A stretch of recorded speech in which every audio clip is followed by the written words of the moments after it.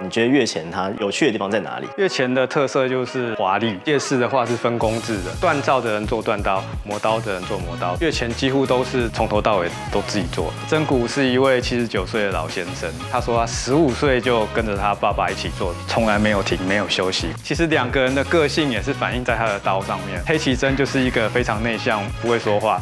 这个樱花系列很内敛的感觉就在上面。黑崎优的话，直接就表明了我要做漂亮的刀。柴田它可以说是我们店里最利的刀，我目前切到切割感最好的刀子，没有之一。就我觉得最好的就是它。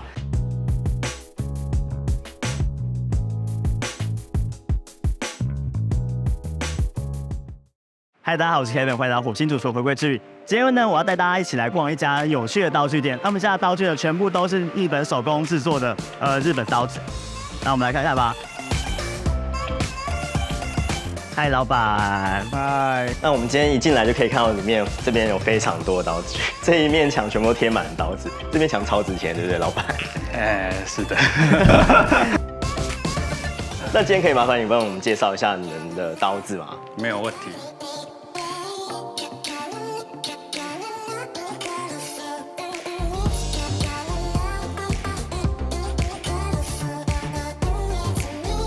我们今天来到包丁职人，对，大家应该在网络上都很多人看过包丁职人的网站，他卖非常多的刀。那我们今天就请我们的老板介绍一下他的刀店，因为我之前凹他很久，他一直说他不要入境哦，后来我就是一直撸他终于愿意让我们入境来介绍一下，为什么你会有这么多的刀子在这边，然后你怎么会想要进就是日本的刀子进？我们公司叫猫衣，你要介绍一下猫衣是做什么的？对，猫衣就是做猫咪用品的，对，是猫咪用品。我们先做猫咪用品做了好几年了，不小心又做了咖啡的用具，这样子又非常的刚好，我们咖啡用具有一位很好的朋友，他是一位日本的咖啡师，在广岛。然后跟我们柴田是好朋友哦，对，然后他有一天就跟我说，有个朋友在做刀，你要不要试看看？其实如果说先认识包丁职人的话，会知道你们有一个猫咪用品的店，你会觉得有点冲突。有实体店面之前，我们其实都是一直在宠物用品店里面卖刀。因为我以前去取刀的时候是去那边宠物店取刀，每次我把刀拿出来，然后旁边要买猫咪罐头，就觉得怪怪的。那现在有这边，我觉得就很完整，非常的完整。老板，你刚刚说的柴田重型就是这个，对，是柴田重型的刀子，对，这也是我认为我目前切到切割感最好的刀子，没有之一，就我觉得最好的就是它，对，然后之后老板也进了越来越多种的刀子，对不对？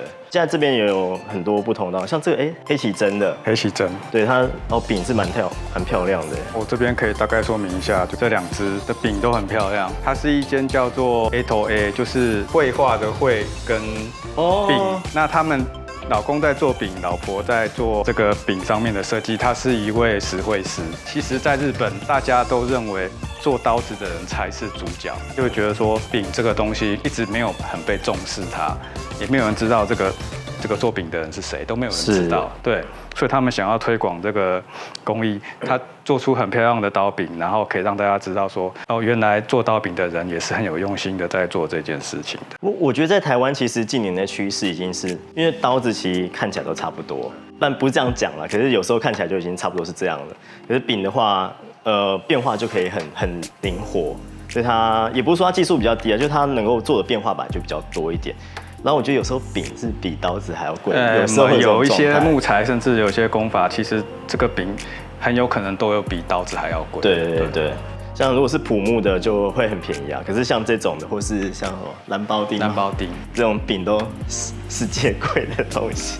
可是你做柄还是会很影响到你整只刀的平衡啊。对，你整只刀拿起来，如果说柄太轻或柄太重，整只刀子的握感就会不一样。整个手感都会不一样，那大家自己去看我以前的影片，就这样。所以重型现在有出这种，对，那这是我们开店1周年的时候限定的刀柄，那时候有进来大概6只，就瞬间都卖完了。这是我自己留的1只放在这边展示。这边还有什么苍井？其实它在国外很有名，这个苍井。它算是柴田的品牌。柴田一开始的时候，它联合了越前的几位锻刀的师傅一起联手打造。那包括有加藤义实啊、黑崎佑啊，然后加茂、安利等。然后这些锻刀师帮他打这些刀之后，再由柴田重新本人来磨。柴田他本来就是一个磨刀匠啊，对对对，所以他帮人家磨刀，然后他请人家打刀，然后他来磨。那他每个盒子里面都会附一张这个跟谁一起合作的，对，然后叫做苍井这个牌子。那台湾现在是比较少，那在国外是已经蛮有名的。因为都卖到国外去了，所以台湾比较少，是这样子。那进货量也是真的很少啊。我觉得苍井的刀都蛮漂亮，有很多很有趣的，因为它可以结合不同的刀匠的做法，算是联名的商品。跟联名的商品，这2家是不同家合作的嘛，所以风格就差非常非常多。一个黑涅染，然后一个这个算是什么离地吗？离地。我们知道你都是主要是做越前这边的刀匠，然后现在就。因为市场的关系，所以慢慢开始做其他的，对不对？对。那你可以帮我们大概介绍一下，这边有哪些是越前的刀子？目前我们这边越前的就是真骨，这边的真骨，对，然后安利，对，然后还有高春，对，然后重型，哦，这个重型，对，黑崎真，黑崎优，然后加藤义史，加茂。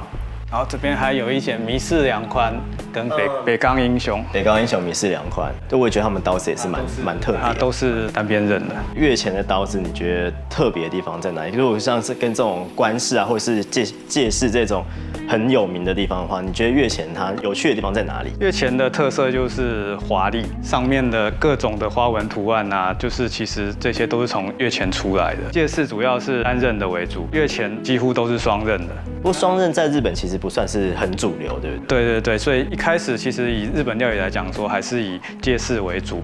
但是像他们那个越前双刃的，其实一开始都是以销海外去欧美，所以他们几乎都是从欧美红回来的，像黑崎优这一些人。所以他们的概念比起官式啊或者是介式的话，他的确想法是不太一样。黑崎优就很愿意去做这种很奇花的东西，并也是越做越有趣。那柴田它可以说是我们店里最利的刀，常有外国人来我们店里，很多人也都知道重型，他的印象就是说这是日本最锋利的。重型其实是一位磨刀师啊，我们之前有去访问他，有拍一个影片，就是说他在还没做磨刀师之前，他去了一趟美国，然后想把一些日本的比较好的东西带到国外去，最后他选择了厨刀，把日本厨刀卖到美国的这一段时间当中，开始发现说，不够卖了，开始想要做自己的刀，所以他自己去学了磨刀之后，才做了这一把甲铁这样子。我们先讲一下，就是其实有锻造师跟磨刀师，对不对？所以有一些他们就是会直接就是这个工厂就是他锻造的，然后柴田他比较特别，是他就是人家锻造好之后拿刀子去给他去研磨，做成他想要的东西。老板，你最近就是有去一趟那个？对，你去一趟日本，然后就去拜访各种刀匠，所以他现在就是手上有很多这种签名刀。来讲看这个池田，这刀柄很漂亮。对，这个是尖木柄。对，他算是安利打任务，但是他不姓安利，因为他是安利的女儿生的儿子。哦，对，原来是这样。所以是外孙接的。哦，外孙接，可是品牌是用安利。对。那他其实这个池田是不是跟安利学的？他是跟他的叔叔。哦。对。其实第4代是他的叔叔，他是第5代这样。哦，已经到第5代了。那池田，你觉得他这把刀的特色是什么？他只做全手打的。只做全手打的。对，所以越前几乎都是做全手打。对，很多都是。那你可以看到，就是他的这边厚到这边薄。哦。所以其实他在这一段的时候，他把这边做得很厚，让它的重心会往后去一点。哦，这边厚，这边薄。对，的确比较特别。因为很多到这边就已经是平的，大部分都是平的。哦，真的耶，我以前没有注意过。对，所以这个拿起来其实它的平衡还不错。你看它只做短短一节到这边而已。半通的，然后只有半通做到这边，可是它的平衡已经够好了。所以他们合柄跟阳柄都有做。可是它阳柄不太阳摸起来不太阳。半合柄。对，我觉得已经改良型的阳柄了。然后它这边我觉得它也是故意做一个很棒的抛光，所以手感比较好。所以越前刀子，你觉得它的那个手工的精细度会高一点？他们几乎从头到尾都是自己做的。夜市的话是分工制的，锻造的人做锻刀，磨刀的人做磨刀，最后还有个装柄的。越前几乎都是从头到尾都自己做的，跟他们做的规模有点不一样，毕竟介氏啊、关氏他们都很大很有名。也因为这个原因，产量很少。有些刀真的就是等1年2年都是有可能。等1年就要说到高村了，这真的超扯的。高村其实也没有算很大间，但是它量已经越前里面算是量已经蛮大，算比较大的。对对对，他们最有名的就是他们的打云、打花，打云花。对对对，他们其实工厂一次只能做1把刀而已，一次只能做一种型的刀子。对对对对，那就是轮着做，可能4到6个月做这个，这样轮下去，你要再等到下一轮，可能就是1年2年之后的事情。跟他们家的刀子，我觉得就是，如果以这种研磨跟这种钢材，像这种是 SG2 的，对，我觉得是 CP 值非常非常高。对，但 SG2 的好的到这个价格，除了它，可能连一些没有牌的，可能都很难跟它比。而且它的锋利度是真的，我觉得很不错的。对，我也觉得很不错。而且重点是很多那种 SG2 的都是这种合柄的 ，R2 SG2 他们都是这种合柄的，他就愿意做个阳柄来服务我们这种喜欢阳柄的人。尤其这2把，我觉得就是 CP 值超级高，只是要等很久。对，如果他3到4个月才做一次一种的话，你轮到这边已经可能2年3年了，就是从这边这样子轮。对。对，而且它有其他的嘛，对不对？对，它不止这一些啦。可它打云花有做3到4个月，只做打云花吗？我们是没有办法进到的，因为真的量太少了。你上它官网自己，你跟它订都要最少2年起跳。然后再来就是木村拓哉害的，对，那个 Grand Mason Tokyo， 它里面那把像这样子黑色的，是那个高村做的，讨厌，我们都买不到。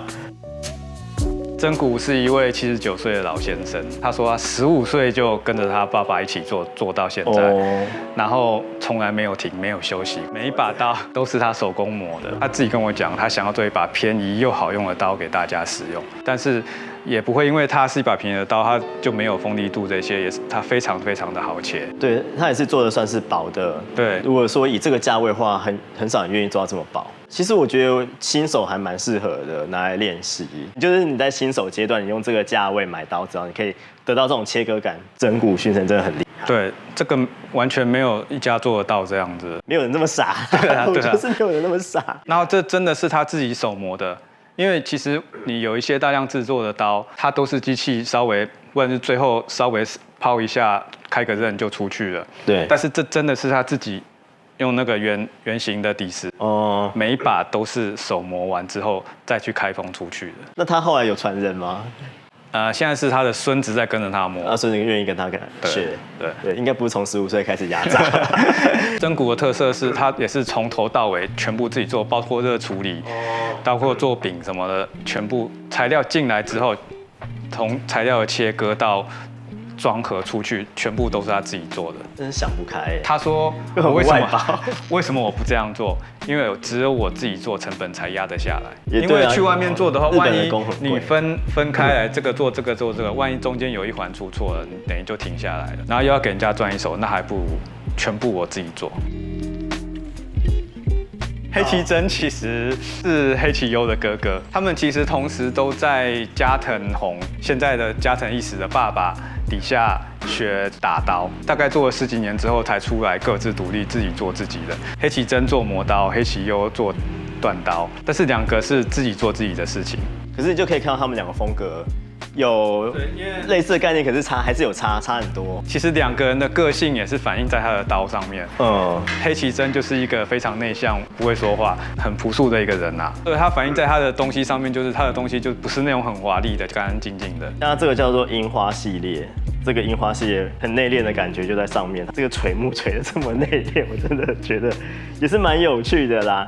对，那黑崎优的话，相对的就是他直接就表明了，就是说我想要红。的确，他的风格就很强烈。我要做漂亮的刀。那老板，你帮我们介绍一下这把黑崎优，我觉得它算是黑崎优里面也是特别的刀子。对，它就是跟蓝包丁合作的。他一开始这一款是在美国 Kista 做集资的。是啊。对，然后那时候也卖的蛮多的。这个闪光加这个刀柄，对，这是一个集资计划。那这个做刀柄呢，是在德岛的冉冉的一个特殊手工艺。这一位也是一位80几岁的老先生呢，结合了冉冉还有烧结，还有这个做木头这3项手工艺结合的一个手工传统工艺啊。我本来以为这个是一个就是塑胶喷上去的，就看起来不是，不是。然后这是黑崎优的那个签名，封神，大家看到吗？买不到的封神。对，封神也是一个，我觉得这是风格很强烈的刀子。为什么人愿意把一个刀子刻成这样子，刻成这样子花花的？对，可是他很敢这样子做，那的确是越前一个很特别的风格。对，因为很多人就是这真的是越前的风格。很多人可能就是像这就一般的垂木，这种垂木啊，或者是就是做这种垂木之后再抛光。对，可是他们就很愿意，就是每一家都做出自己的东西来。这个叫水面啊。水面哦，像水的波纹一样，对，各种涟漪在上面。其实他是他爸爸，因为他们本来在他下面工作，他们都出去独立之后，加藤弘没有人接班了，哦，所以叫他回来。他本来外面建筑公司上班，加藤一时就叫他的儿子回来接班。对，他回来接班。加藤弘他自己的风格也是这样子的风格吗？他以前叫越前金太郎，对，这就是他爸爸的牌子。哦，对，现在已经没有在做了。对，他自从他接手之后，他就把这个品牌改成加藤一时了。所以金太郎在玩刀里面，大家很多还是知道，他是很老一辈，所以的确就是会有一点师徒之间的关系。对，会看得出来，就是师徒之间关系，刀子的确还是会有一点影响风格。只是到不同人手上之后，他表现自己风格的方式也不一样。这是越前我觉得蛮酷的地方。那你像这个也是米市洋宽跟北冈英雄也是师徒的关系。对，就看得出来有那个风格在里面。然后他是少数越前做担任的。对，现在就听到越前刀，就除了真骨 CP 值是 OK 的之外，其他其实都一听到越前就觉得有一点价位。对，然后产量少，就很挣扎说现在有要不要买？现在有要不要买？像这种拆迁重新，每次有人问我说现在有没有，我说有。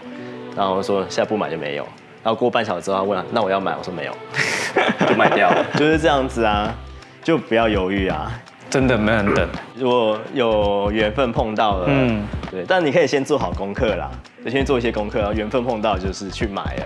对，像这个老板像我不要介绍，因为他没有啊。其实柴田我觉得跟黑崎优比起来，我觉得他还是 CP 值很高。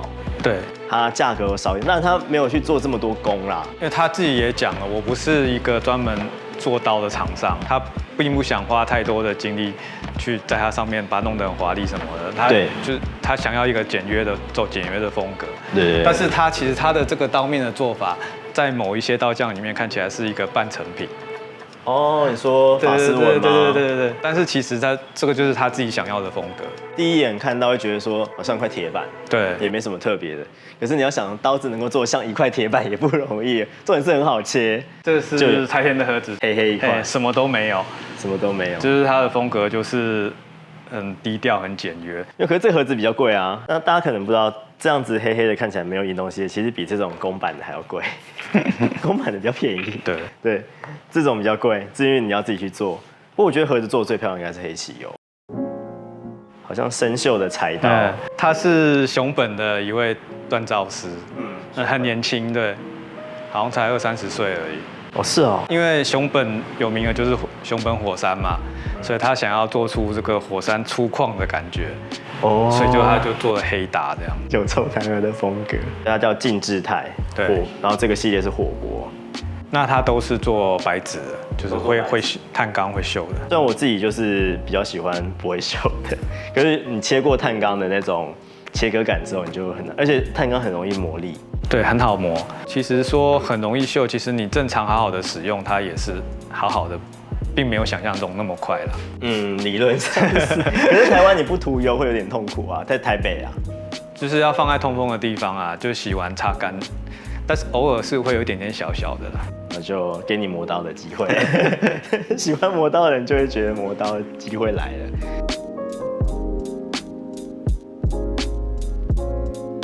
我觉得台湾很少有刀店愿意给人家试切，然后这边几乎每一个牌子都会有一把可以给人家试切看看，所以你就可以感觉到不同的刀子的切割感，然后你可以拿看，去拿看说它的平衡感是不是合你的手啊这些的，然后你在切的时候就可以感觉到说，到底这把刀是不是适合你？老实说啊，不是很利的刀就一定适合你啊，要合手然后好切的刀才是适合你的。所以这个我觉得就很难得，就是很少的地方就是愿意拿一把刀给你那边切切看。通常你只要碰的东西你就要买了。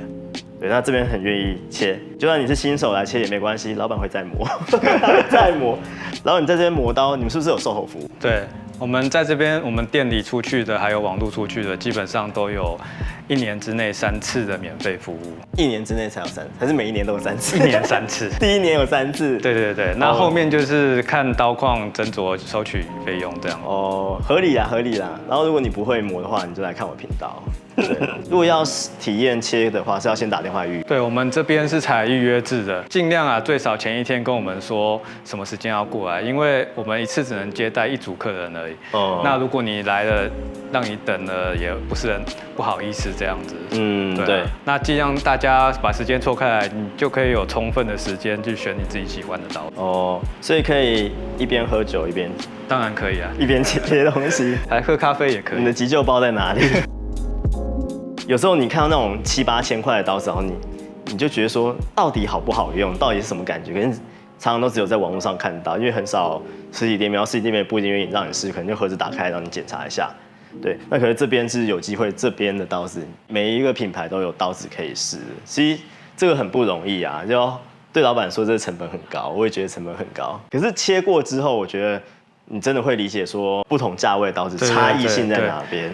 这个是你切下去就会很明显，很明显。还有我觉得很重要的就是每一个做刀的人想要表达给你他想表达的东西，都可以在这把刀里面感受到。对对对，真的在握啊，在切的时候，你就会感觉到说，他做刀理念是什么？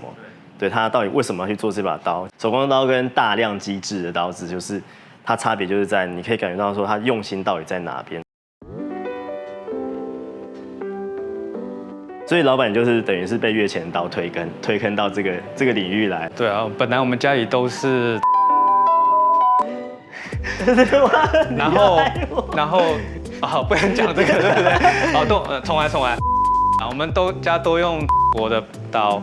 那自从我们比较常见的大牌，对，我第一次去柴田那一边拿了2把刀回来，一把是高春，一把是柴田。回来试用了之后，就家里的刀全部都换掉，就真的有差。对，真的有差。应该说，以家庭来用，或是以我们东方人来使用的话，就会感觉到那个差异性。对。但如果说你要像外国人那样子狂操他的那种刀子的话，这个就不适合。拜托你不要拿这把刀去操。如果大家就是想要买刀试刀的话，可以来这边。然后重点是他买了他的售后服务，对。跟我买没有，很多地方都没有啦。对啊，对，老板就是他磨刀的给息越来越多，他很夸张，他有一堆奇怪的东西，然后他会做各种实验啊，所以也是你算是入坑的很深哎。因为一开始进去做了之后，然后就跟柴田那边聊天嘛，卖了刀之后，那后面怎么办？谁要磨？没有人会磨，因为这不是说你拿去那种市场门口，他可以帮你磨的，那办不到，那个刀可能会毁掉。对，然后他就跟我讲了之后，就一开始就在 YouTube 上面跟大家一样学，开始练习，一直会跟柴田反馈，说这边应该要怎么做，这边应该怎么做这样子。他也教了我很多，就是把我以前学到的那一部分有错误的部分全部都更正过来，这样对。所以你是跟大师，对，大师手把手教你磨刀，对啊，对吧？我也好想跟柴田学哦，就跟大师学磨刀，应该会有很多不一样的。对，他们想法有时候，但是每个人都会不一样啊。但是每个人都有他自己做刀的，包括磨刀的角度啊、手法都是不一样。对，都会有一些自己的心得在。磨刀就其实切东西啊、做菜都是一样，这东西都是很看人的东西，每个人都会有自己的手法，不一定哪一个是定则，可是每个人都会有不同的方式。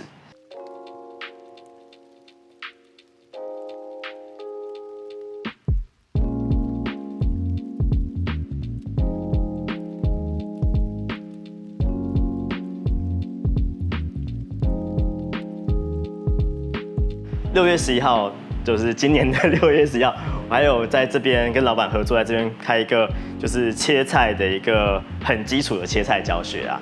对，可能就是跟大家分享说，怎么样切菜比较不会累，怎么样切菜会比较省力，然后怎么样尽量不要切到手，就这样。那一个简单的课程在6月11号，那报名的链接，我再看一下该放哪里，我会加我赖社群，我会加包丁子的赖这样子。好，就这样，我们下次再见，拜拜。